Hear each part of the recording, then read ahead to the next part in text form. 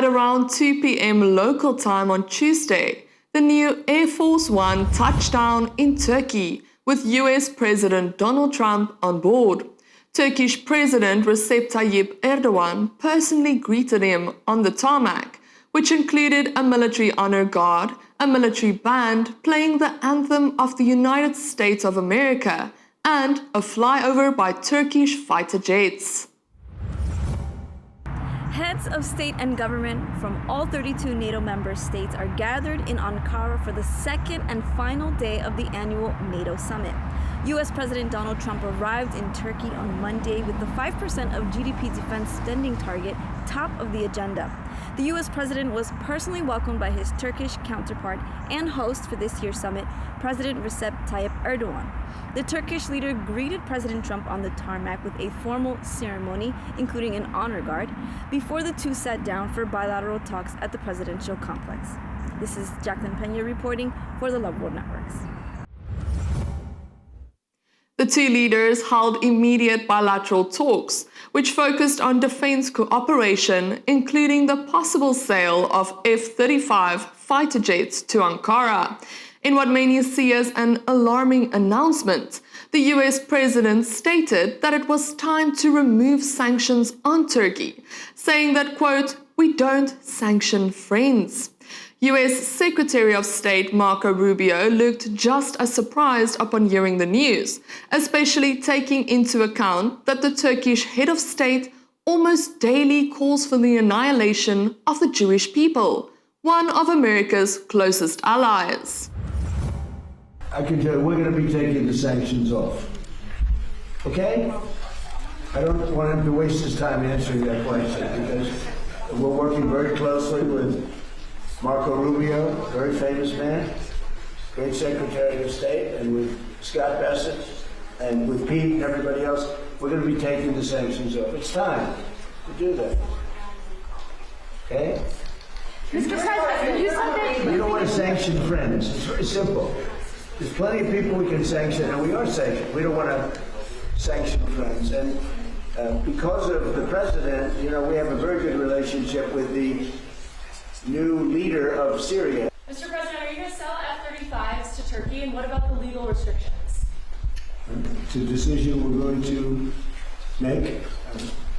We have a very good relationship. I would think that many people, I can tell you, many people, including the people sitting right here, thinks, you know, why wouldn't we do that? We have a better relationship with Turkey, and Turkey's been in many ways much more loyal than other countries that we think would be loyal.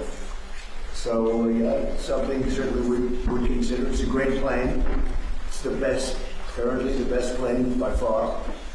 And it's certainly something we will consider, yeah.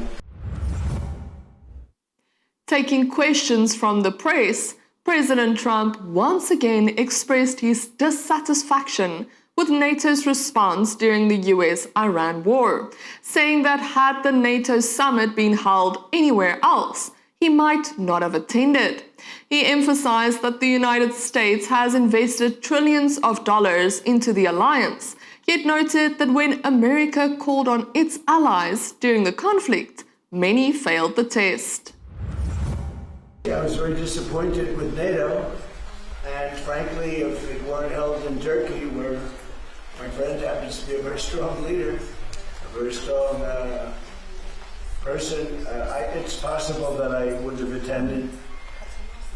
I felt I had to attend because of the fact that, you know, I know he's gone all out. It was a big thing to have NATO come to Turkey or anyplace else. It's a big thing. But we weren't treated well because we did something in Iran. We don't need anybody's help. I didn't even want the help. But before I asked, they said they wouldn't be there. And we've invested trillions of dollars in NATO. Why?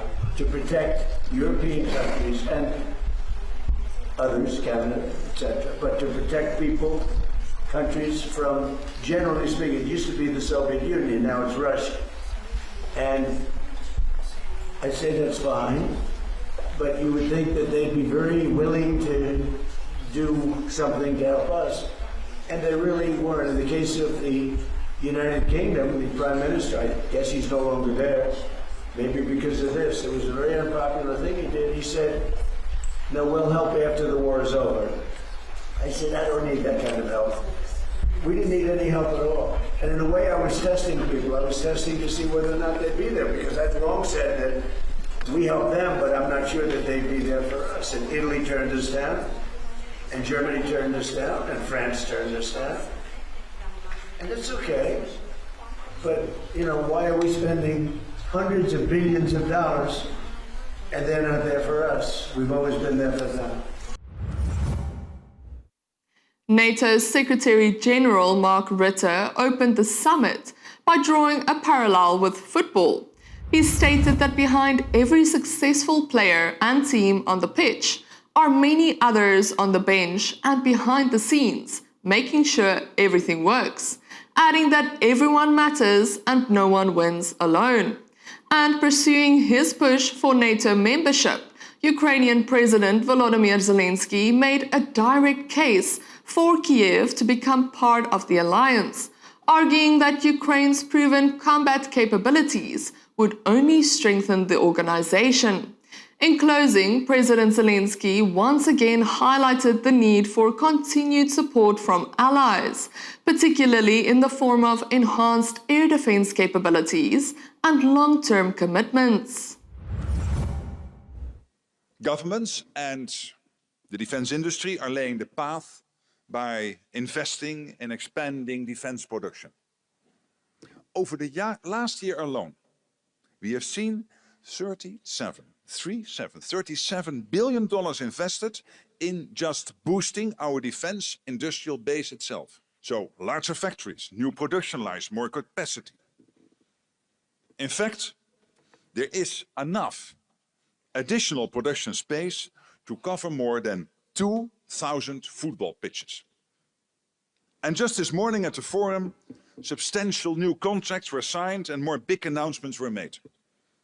Altogether worth tens of billions of dollars and growing. That means more air defense systems and strike capabilities, more satellite communications, more ammunition, more drones and counter-drone systems, and increased resilience and preparedness. According to our projections, by next year, the alliance will have the capacity to produce around 4 million artillery shells annually. Almost twice as many as last year. That's scale. So yes, we have made real progress. We are moving in the right direction. The strategy is clear. But the match is far from over. And to win it, we need all team members to pull their weight. Do more, faster, together. We don't have the luxury of time. We need capabilities now to ensure we remain ready. The security situation demands it. Following the latest wave of Iranian attacks on 3 commercial vessels transiting the Strait of Hormuz, the US Central Command forces conducted a new round of offensive strikes against Iran last night. CENTCOM stated in a post on X that they struck Iranian air defense systems, command and control networks, coastal radar locations, anti-ship missile capabilities, and more than 60 Islamic Revolutionary Guard Corps small boats to degrade their ability to continue attacking international commerce flowing through international trade corridors. Stay tuned to any of our Loveworld networks to stay updated with all the latest breaking news.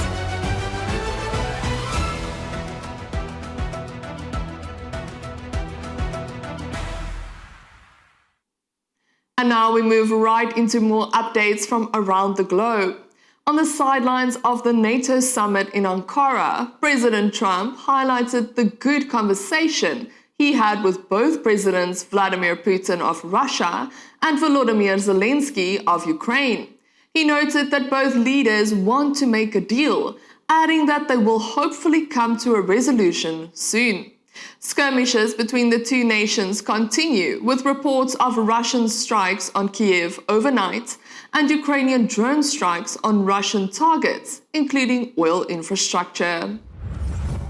Sir, you will meet President Zelensky tomorrow. Should we expect a breakthrough soon? Where are we at Ukraine talks? I had a very good talk with President Putin, who, by the way, has a lot of respect for President Erdogan, a lot of respect for him. We had a long talk yesterday, it lasted a long time, and I also spoke with President Zelensky right after that. I think they both want to make a deal. It's too bad it took so long, but I think there's going to be, something's going to come out, and the President's also helping us with that, but I think there's something, I settled 8 wars, and I think we're going to be settling a 9th. It doesn't seem likely now, but sometimes with war, I see when it's least likely, that's when it happens. I had a very good talk with President Putin. I had a very good talk with, I would say as a combination, a lot of times I'd do well with Putin and Zelensky would be a problem, or vice versa. Zelensky would be great, and Putin would be. They both want to get it settled now. More than that, that's all I do in my life is deals. I know deals. And I think I think we're going to get it settled, hopefully soon. On Tuesday, Russian Foreign Minister Sergei Lavrov arrived in Addis Ababa, kickstarting his multi-country African tour. The visit focuses on strengthening bilateral ties with Ethiopia, discussing cooperation in nuclear energy, and advancing BRICS cooperation with the African nation, being one of the latest members to join the alliance. The tour forms part of Russia's plan to expand its influence in Africa, counter Western sanctions effects, and promote multipolar cooperation through platforms such as BRICS. We discussed the current state of affairs and prospects of the relations between our country, the Russian Federation, and the African Union and its member states, including our cooperation in terms of regional and international dossiers. We agreed to make the consultations an annual thing, because that's the architecture of cooperation between Russia and the African Union that we are developing now, or rather, the architecture exists, but we need to improve it. We need to add departmental dialogues in all the areas of our cooperation, of our humanitarian cooperation as well, and that's what we are going to look into. We are both interested in expanding our multidimensional cooperation, the cooperation between Russia and the African Union. As I've mentioned, we are both interested in developing cooperation and security and trade and education and industry and healthcare, something that His Excellency mentioned as well in his remarks. Also, humanitarian, cultural, sport. Next up, we'll be going for a short break. Stay with us as we bring you more updates from around the globe.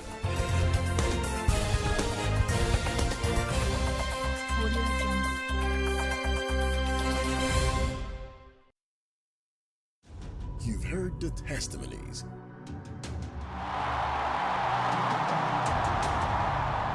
You've seen the demonstration of the supernatural. But you haven't watched it told this way.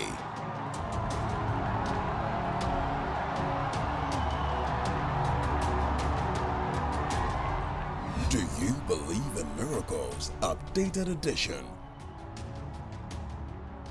You're free from it.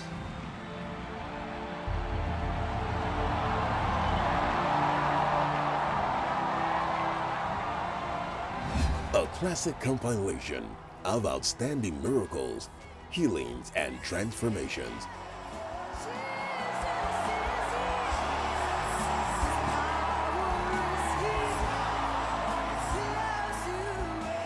Relive the unforgettable meetings where lives were changed in moments. Do you believe in miracles? This is an updated edition, so you can get it for yourself.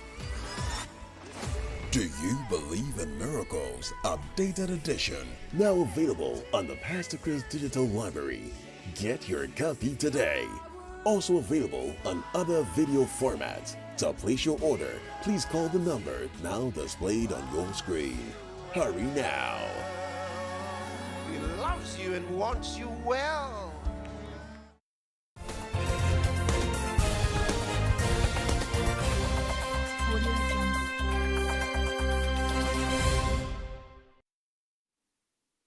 Under the guise of reducing road fatalities, the European Union has introduced a new mandatory safety feature under the General Safety Regulation for all new cars registered in the EU. The system, known as Advanced Driver Distraction Warning, requires new vehicles to be equipped with a camera-based monitoring system that tracks the driver's face, gaze, head movements, and attention level. The system activates from driving 20 kilometers per hour and issues warnings if the driver looks away for too long. Critics have expressed strong concerns regarding this new system, calling it surveillance state on wheels, especially taking into account that road fatalities in the EU has been on a downward trajectory over the last 3 years. Reacting on X, one user wrote that Big Brother just got a steering wheel, claiming the move is being justified in the name of safety. The user warned that mandatory recording for your own good could soon follow. I'm in my car. Why? Because this video is about cars. Luckily, not about cars in the UK at the moment, but about cars in the EU, because a new regulation has come into force as of today, July the 7th, which I'm sure you don't know about. You might, some of you might. I keep making videos about Big Brother, about increasing surveillance, about not being able to escape that surveillance. And now it's in your car, if you're in the EU at least. From today, all new cars and vans which are sold in the EU or which are manufactured in the EU must have a new gadget in them. And that new gadget is a camera in your car or a surveillance device in your car that monitors and watches your eyes, your head movement, your actions in the car. Now, it's part of their new general safety regulations, and supposedly what it's for is to monitor unsafe driving, to monitor people that are becoming drowsy, monitor people that might be behaving erratically, and set off an alarm, for example. And on the face of it, that sounds perfectly sensible. It's going to keep people awake, stop them falling asleep, etc., etc. But do we really know who's got access to that data, access to those cameras? Access to who's driving the car, for example? Do you want a camera in your car looking at your eyes, videoing you, essentially, and monitoring what you do? What else does it monitor? What else will it do? This is stage one. What happens if you get stage 2, stage 3, stage 4? And I'm very well aware this makes me sound like some frothing at the mouth conspiracy theorist, and clearly it's based on safety and it's only to stop car crashes, etc., etc. I get all of that. I understand it. I'm just asking the question, do you want a little device in your car, mandatory, you haven't got any choice, that watches your eyes, watches your head movements, effectively tracks you in your own vehicle? And where are we going to be in 3 years, in 5 years, in 10 years, in 15 years? And are you not scared about where this is leading? Because I am. It's total surveillance of every single piece of your life. In a video address, Nigel Farage has announced his resignation as the Reform UK Member of Parliament for Clacton. Farage stated he is stepping down from his parliamentary seat to focus on rebuilding and expanding Reform UK as a national political force ahead of future elections. He will remain the leader of Reform UK, but will no longer serve as an MP. A by-election in Clacton is now expected. But although he resigned, Farage made it clear that he plans to stand again as the Reform UK candidate for Clacton. Many critics call it a stunt to generate publicity and test Reform support in a by-election. I'm also pretty upset with the behaviour of this Labour government.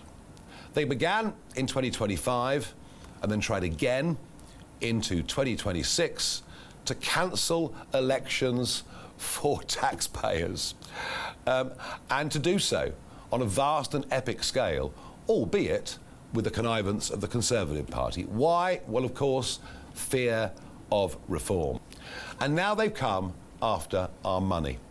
Now, to be clear, in the early days after the last general election, it was the huge increase in our membership at £25 a time that actually got us into a position where we could build a proper party.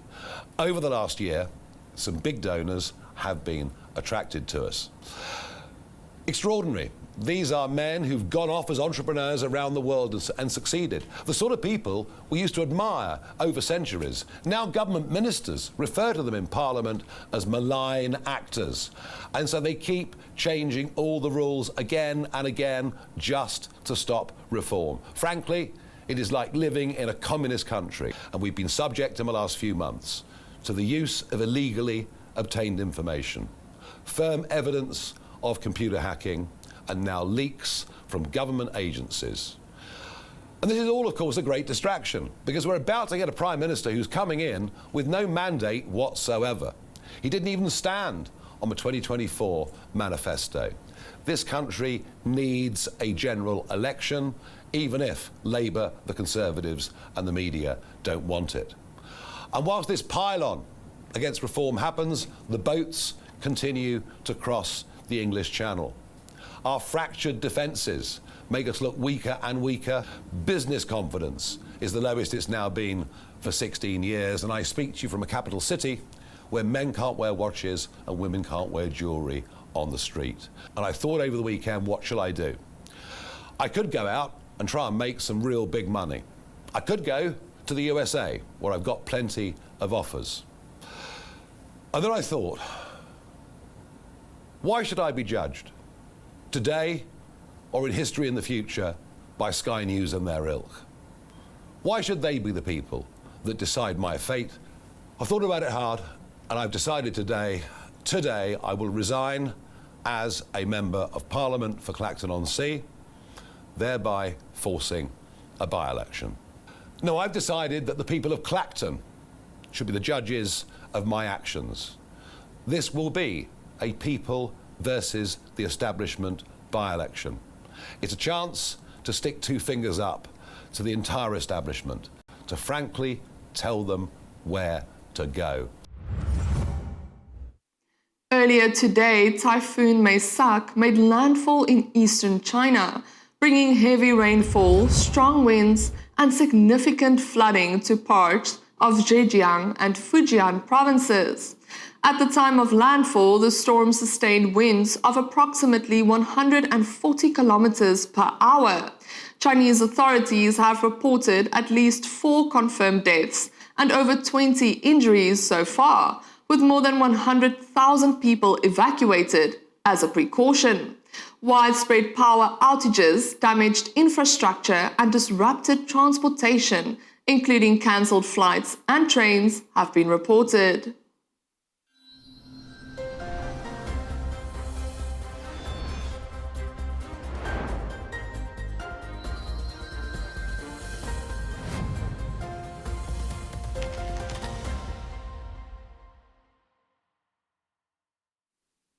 Let's take a recap of today's headlines.